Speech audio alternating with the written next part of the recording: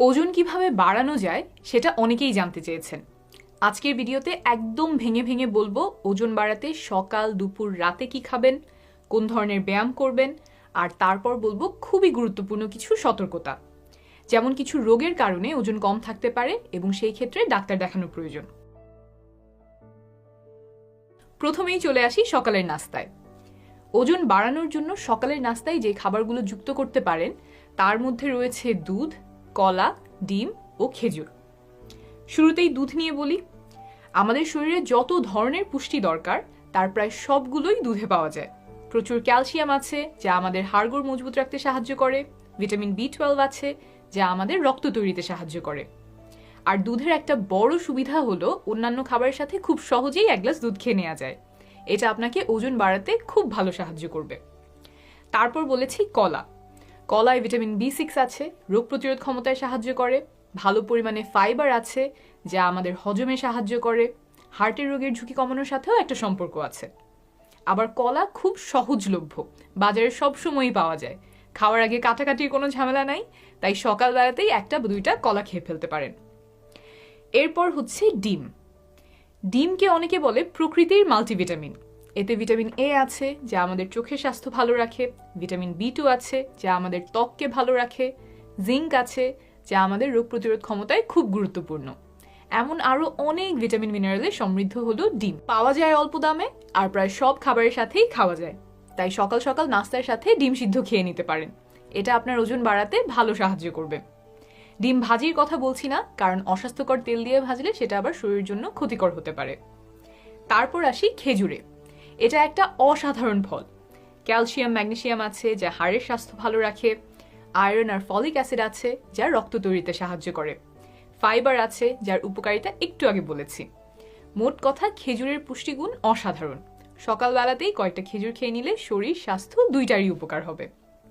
আচ্ছা, আমি এই যে খাবারগুলোর কথা বললাম, দুধ, কলা, ডিম, খেজুর, এগুলো সকালেই খেতে হবে বা প্রতিদিনই খেতে হবে এমন না। আমি বুঝিয়ে বলার চেষ্টা করছি ওজন বাড়াতে কেন এই খাবারগুলো খাবেন। মোটামুটি সহজলভ্য এবং স্বাস্থ্যকর খাবারগুলোর কথা বলছি। বুঝে নিলে আপনি প্রতিদিন এর মধ্যে থেকে একটা দুইটা খাবার সুবিধা মতো যুক্ত করতে পারবেন। এই খাবারগুলো কি পরিমাণে খাবেন সেটা দুপুর ও রাতের খাবার বলার পরেই বুঝিয়ে বলছি। দুপুরের খাবারে আসি। দুপুরের খাবারে ডাল রাখবেন। পারলে পাতলা ডাল না খেয়ে ঘন ডাল খাবেন। ডাল আমরা একটু হেলাফেলার চোখে দেখলেও এটা খুবই পুষ্টিকর একটা খাবার। ডালে প্রচুর পরিমাণে প্রোটিন আছে। গরুর মাংস, খাসির মাংস থেকে আমরা যেমন প্রোটিন পাই, ডাল থেকেও তেমন প্রোটিন পাই। কিন্তু গরুর মাংসে যেমন কিছু ক্ষতিকর চর্বি থাকে, ডালে সেই ঝুঁকি নাই। তারপর আয়রন, পটাশিয়াম, ম্যাঙ্গানিজ সহ আরও অনেক ধরনের পুষ্টি আছে। এই সবগুলোই সুস্থ শরীরের জন্য প্রয়োজন। ডাল আরেকটা খুব গুরুত্বপূর্ণ কাজ করে, বুঝিয়ে বলি। আমাদের পেটের নাড়ি ভুঁড়িতে কোটি কোটি জীবাণু আছে। এই জীবাণু আমাদের অসুস্থ করে না, বরং সুস্থ রাখে।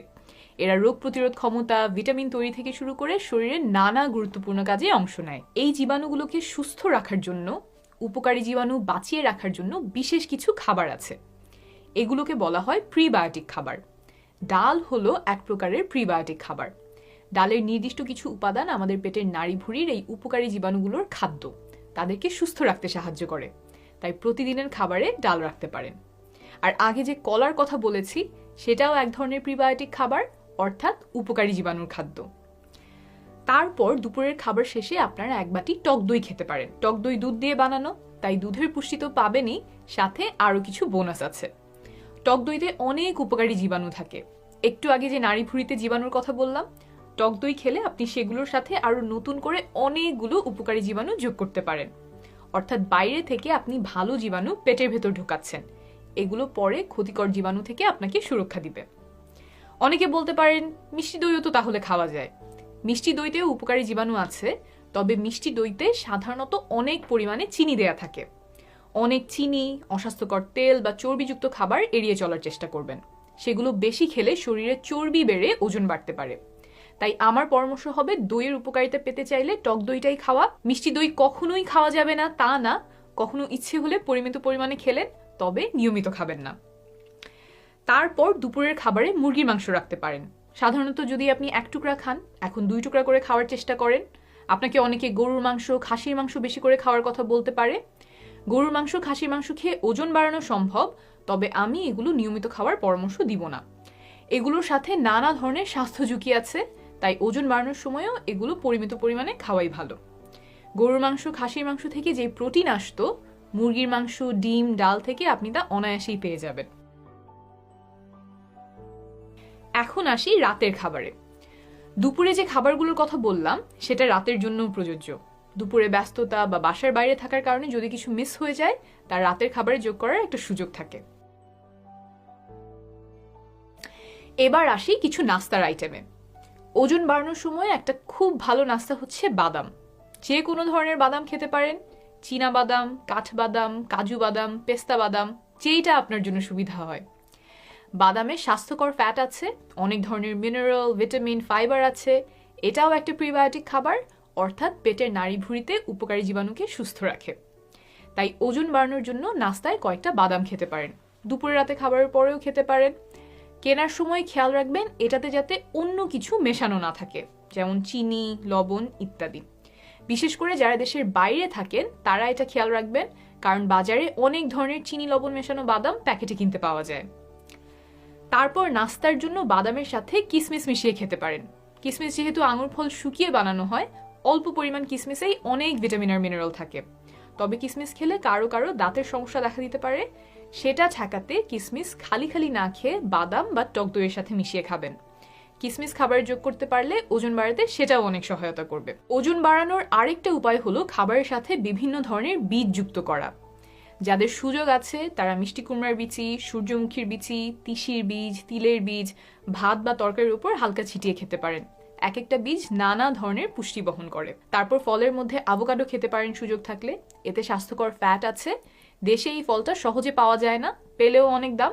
দেশের বাইরে থেকে অনেকেই আমার ভিডিও দেখেন, আপনাদের বাজারে সহজে পাওয়া গেলে এটাও মেনুতে রাখতে পারেন।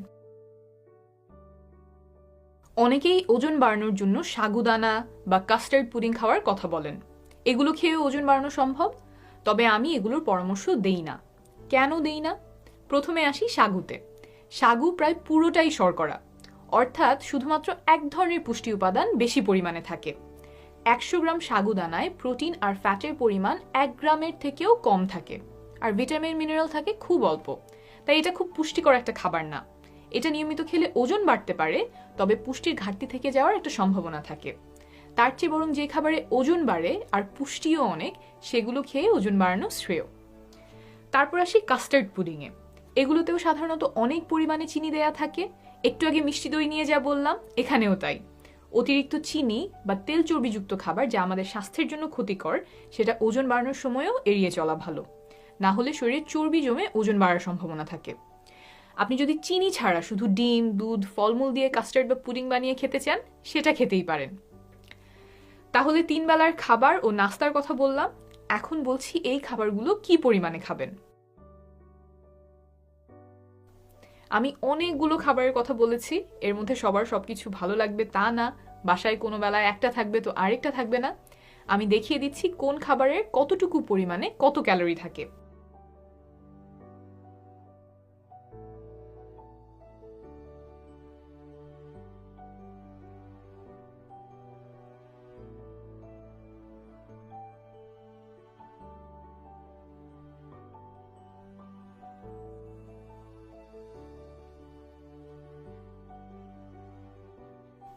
যেই খাবারই আপনি পছন্দ করেন না কেন, মিলিয়ে নেবেন যাতে দিনে অতিরিক্ত 300 থেকে 500 ক্যালোরি খাওয়া হয়। এর চেয়ে বেশি ক্যালোরি খেলে আরও দ্রুত ওজন বাড়বে। তবে দ্রুত ওজন বাড়ানোর চেয়ে ধীর গতিতে ওজন বাড়ানো উত্তম। দ্রুত ওজন বাড়ালে শরীরে অতিরিক্ত চর্বি জমার সম্ভাবনা থাকে। ওজন বাড়াতে খুব ভালো ব্যায়াম হচ্ছে স্ট্রেংথ ট্রেনিং। শরীরের মাসল বৃদ্ধিতে সাহায্য করে। এর জন্য আপনাকে জিমেই যেতে হবে এমন না, বাসাতেই শুরু করতে পারেন। এই ব্যায়ামগুলোর নাম স্ক্রিনে দিয়ে দিচ্ছি। এই শব্দগুলো লিখে ইউটিউবে সার্চ দিলেই অনেক ভিডিও পেয়ে যাবেন।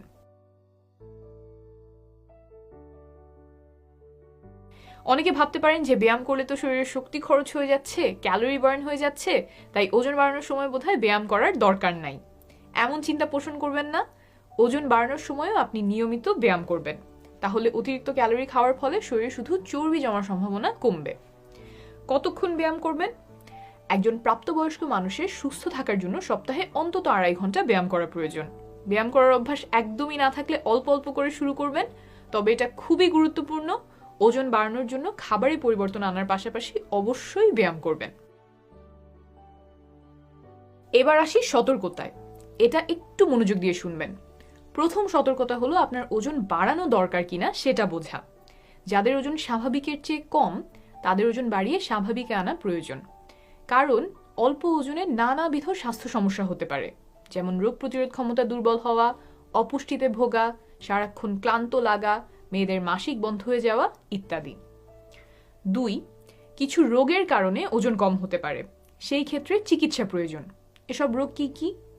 শারীরিক কিছু রোগ আছে, যেমন থাইরয়েডের সমস্যা, ডায়াবেটিস ইত্যাদি। আবার কিছু মানসিক রোগের কারণেও ওজন কমে যেতে পারে, যেমন ডিপ্রেশন, অ্যানোরেক্সিয়া, বুলিমিয়া। তাই ওজন বাড়ানোর চেষ্টা করার আগে প্রথমেই আপনি একজন চিকিৎসকের পরামর্শ নেবেন।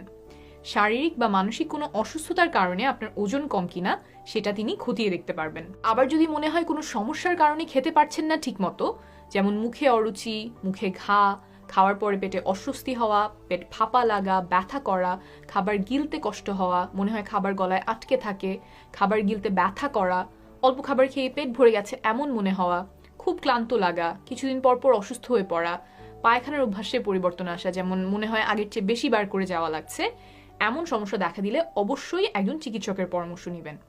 এগুলো কোনো গুরুতর রোগের লক্ষণ কিনা সেটা তিনি যাচাই করে দেখবেন। এখানে একটা বিশেষ গুরুত্বপূর্ণ কথা, বিনা কারণে ওজন কমে যেতে থাকলে, যদি মনে হয় কোনো কারণ ছাড়া, কোনো চেষ্টা ছাড়া আপনার ওজন কমে যাচ্ছে, তাহলে হেলাফেলা না করে যত দ্রুত সম্ভব চিকিৎসকের পরামর্শ নেবেন। এটা ক্যান্সারের একটা অন্যতম লক্ষণ, তাই এটা বিশেষভাবে মনে রাখবেন। 3, ওজন বাড়ানোর জন্য নিজে নিজে কোনো ওষুধ খাবেন না। কেউ কেউ আপনাকে টাকার বিনিময়ে মোটা হওয়ার ওষুধ ছাপতে পারে, সেগুলো এড়িয়ে চলবেন।